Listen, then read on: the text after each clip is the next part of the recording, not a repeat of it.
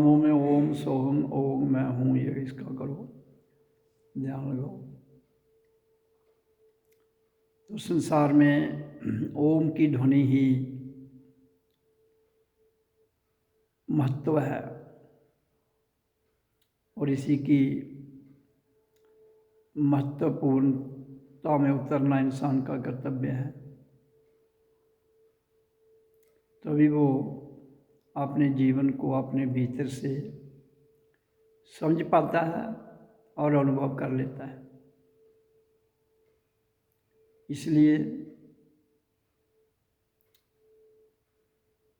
बहुत बार बताया है मैंने सत्संग में, ध्वनि ही सब कुछ है। Sound is the cause of creation and creature on the earth planet, and that too sound is Om. तो इसी ओम के अक्षर से ही इसी दुनिया की रचना हुई है और सब कुछ इसी की वजह से जहाँ बैलेंस में रहता है और इसी के भीतर अलौकिक ताकत,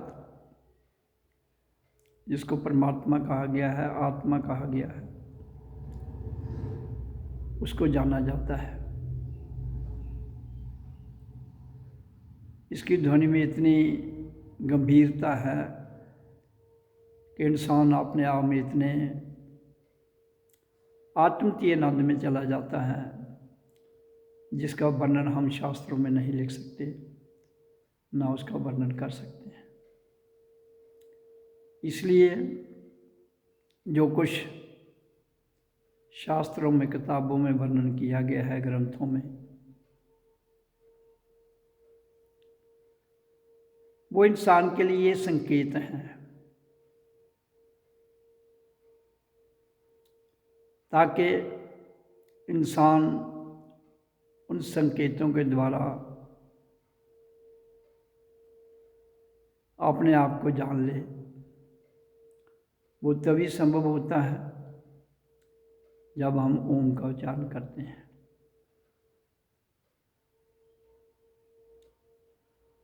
और ओम के उच्चारण की बहुत महत्ता है। अगर हम इसका उच्चारण ना करें तो हमारे भीतर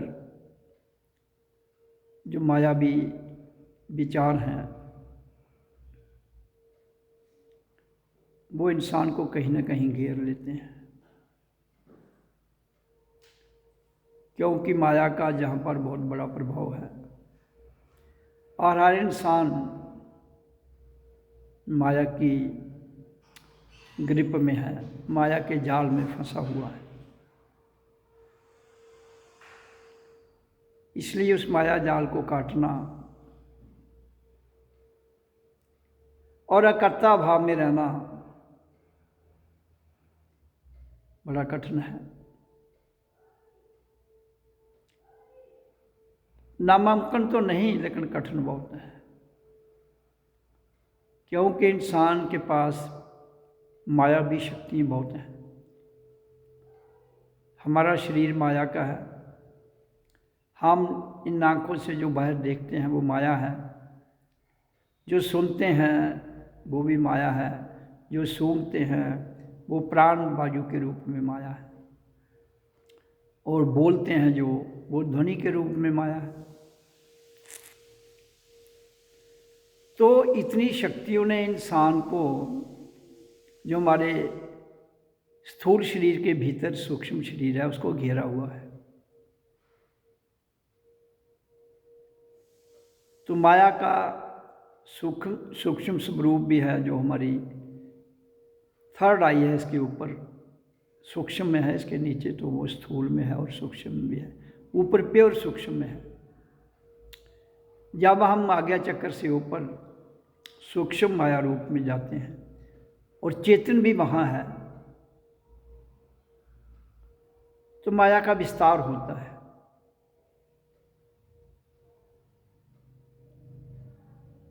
और उस विस्तार से निकलना बड़ा ही कठिन है।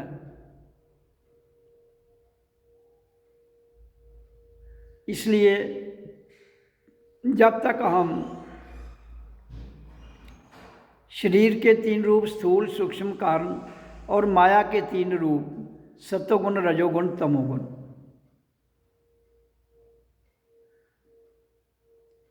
इनको जैसे हैं, ये किसी भी स्वरूप में हमारे समक्ष आए, इनको छेड़ो मत, जैसे है वैसे रहने दो, खुद इनके पार चले जाओ। अगर आप इनके पार ना जा पाए तो ये कहीं ना कहीं आपको फंसा लेंगे।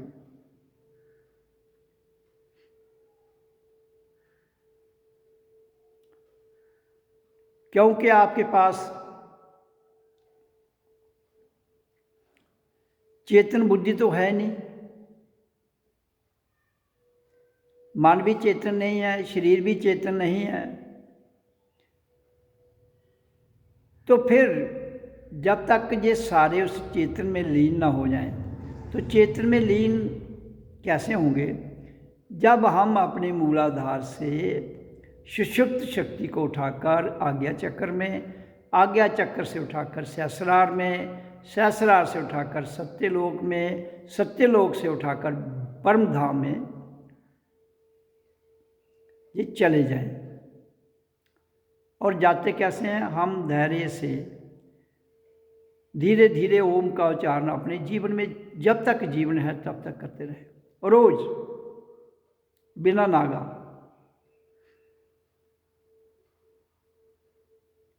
उच्चारण कर लो, ध्यान लगा लो, समाधि में जाओ, जो या 2 घंटे सुबह 4 से 6 बजे तक बैठ के पूरा मंथन करो जीवन का। सुबह 4 बजे उठ जाओ, 6 बजे तक 2 घंटे। अगर किसी को इस समय में सुविधा नहीं है तो समय कोई और रख ले। तो 2 घंटे दिन को, रात को 2 घंटे बैठ जाए 10 से 12 बजे तक ध्यान में।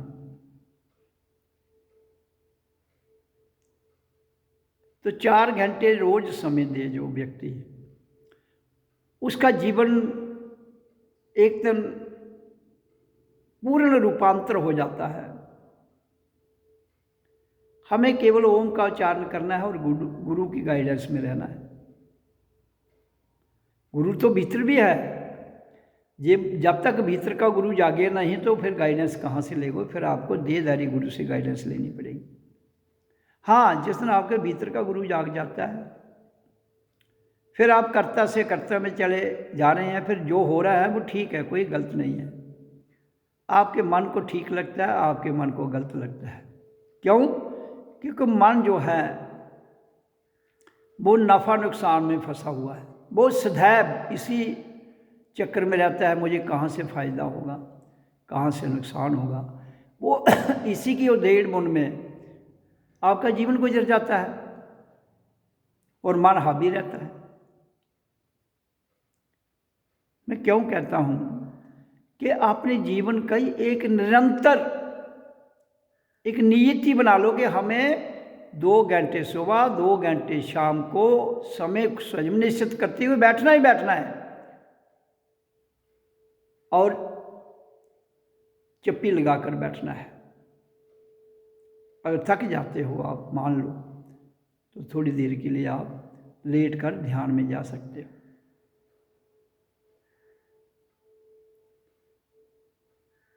तो बहुत दिन दूर नहीं जिस दिन तुम्हें समझ आ जाएगी कि जीवन क्या है और मृत्यु क्या है और आत्मा क्या है।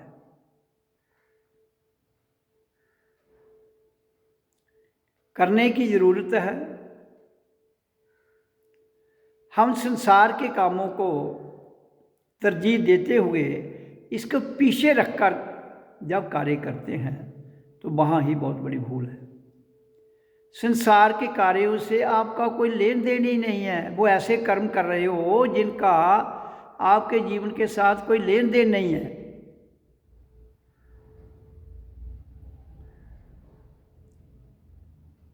कर्म तो आप 10 घंटे भी कर दो, 12 भी कर दो डट कर, तो बहुत हो जाता है आपका जीवन का निर्वाह करने के लिए। लेकिन आपने फालतू जो 12 घंटे निकल जाए, 12 फिर बच जाते हैं, 4 घंटे और निकल जाए, 8 फिर बच जाते हैं, तो करते क्या हो आप अपने जीवन में? इंसान क्या कर रहा है?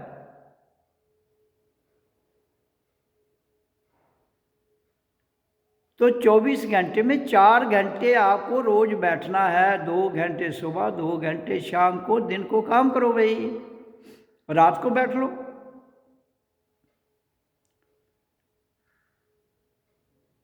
फिर आपको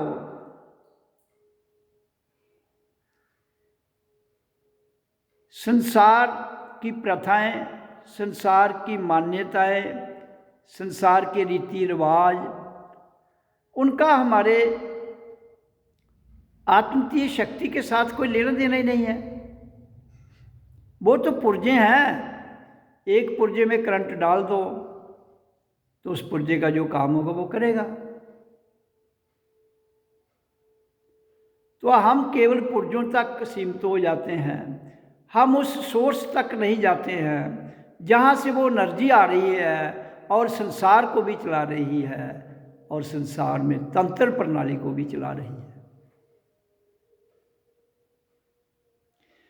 और फिर भगवान और परमात्मा के नाम पर आपने मुजस्मे खड़े कर लिए। और जब आप मुजस्मों के पीछे पड़ जाएंगे, वो तो नकल होगी किसी की, मुजस्मा किसी की नकल हो सकती है, असल नहीं। फिर पीढ़ी दर पीढ़ी उन मुजस्मों में पहले जिसने मुजस्मा बनाया है वो फंसता है, फिर उसके आगे परिवार वाले फंसते हैं, फिर समाज वाले फंसते हैं, फिर जो जिस भी संप्रदाय से आदमी हो वो उसमें फंस जाता है। और एक बार फंस जाता है फिर निकलना मुश्किल हो जाता है। इसलिए मैं कहता हूँ कि रोज बैठिए, उच्चारण कीजिए, फिर उसके बाद शांत ध्यान में बैठिए, तो आपको धीरे धीरे धीरे समझ आती जाएगी। लेकिन फोकस इसमें रखना है ध्यान में।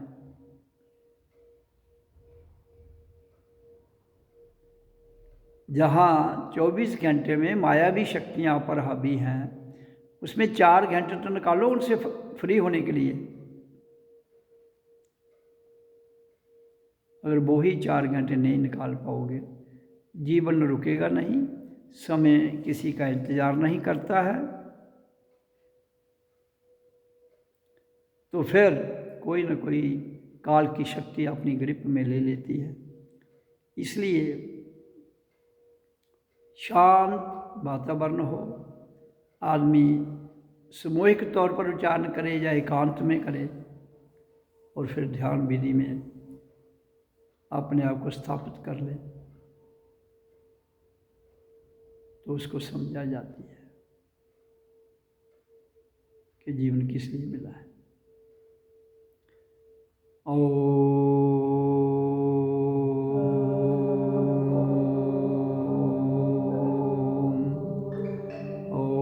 ओम ओम। अब ध्यान में बैठिए, आप ओम सोहम करते रहिए।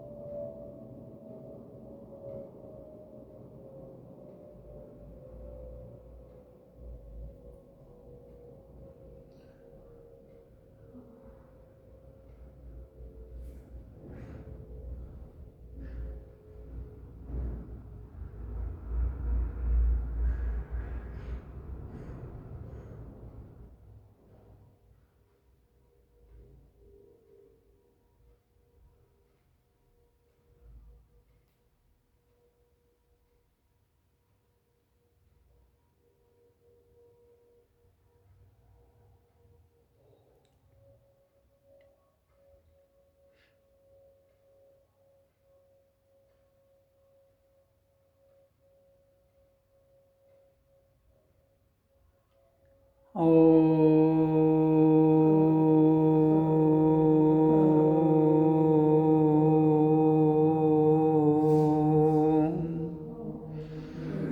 ओम ओम।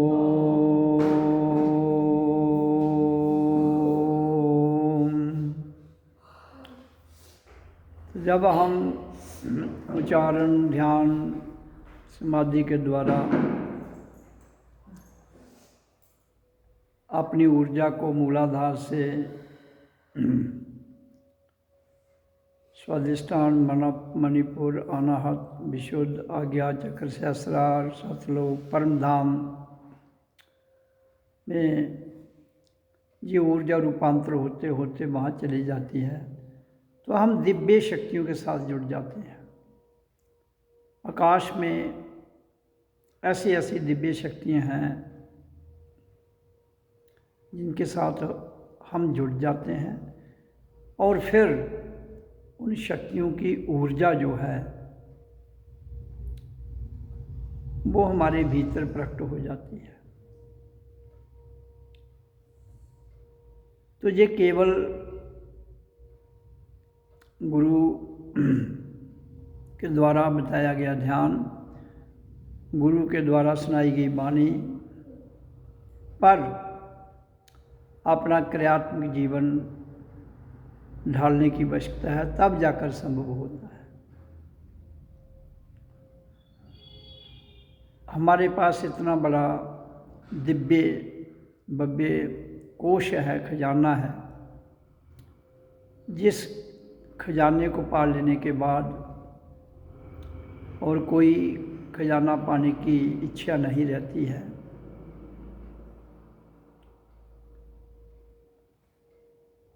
फिर हर प्रकार की सुविधा उसको मिल जाती है।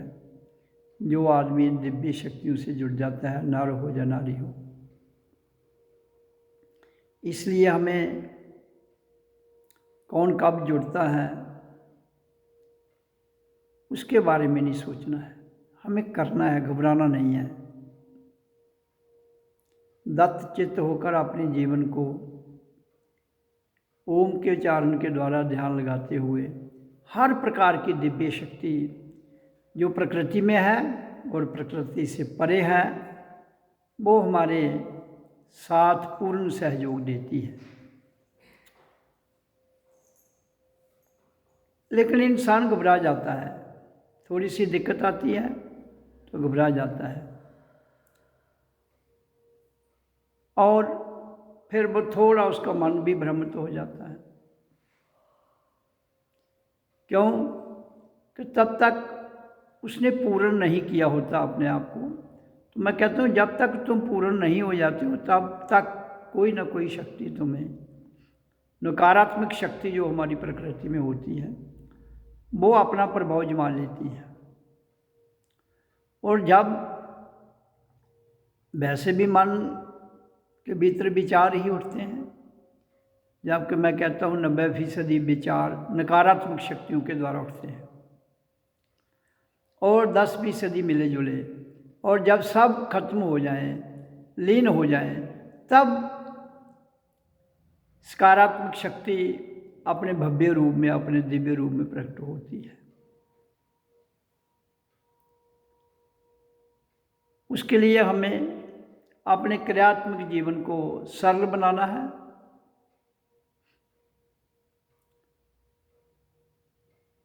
अकर्ता भाव में रहने की आवश्यकता है। अगर आप अकर्ता से कर्ता में आ गए तो एकदम सिस्टम आपका दोबारा बदल जाएगा।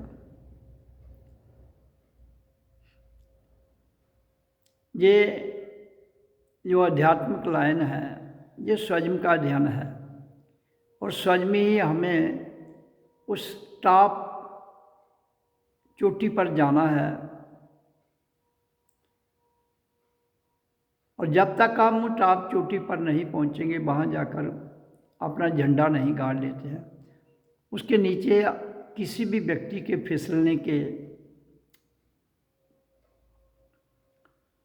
जो स्वरूप हैं वो कई बार बनते हुए आदमी नीचे आ जाता है।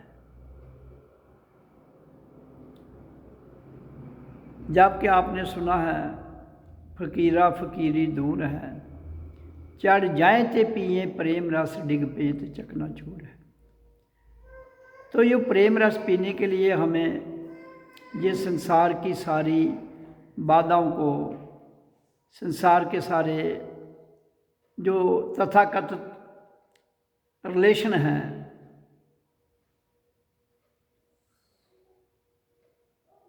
उनको लीन करते हुए जीते जी तब संभव होता है। क्योंकि कहानी तो सारी जीते जी की है, लेकिन हमारे जहाँ प्रथा उल्टा है, मर जाता है तो ये फिर उसके लिए सिस्टम को शुरू करते हैं।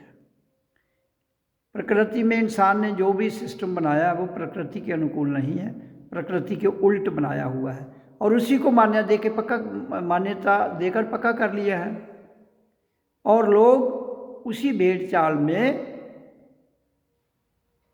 चल रहे हैं। इसलिए मैं कहता हूं कि भेड़ चाल से निकलकर अपने आप में आ जाओ। अगर तुम भेड़ चाल से निकलकर अपने आप में आ जाओ, तुम्हें सत्य की समझ आ जाएगी।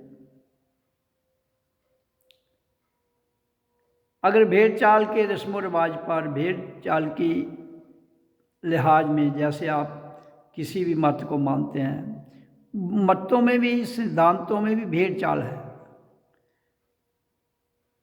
लेकिन परमात्मा भेड़ चाल का नाम नहीं है, वो स्वयं को जानने का नाम है।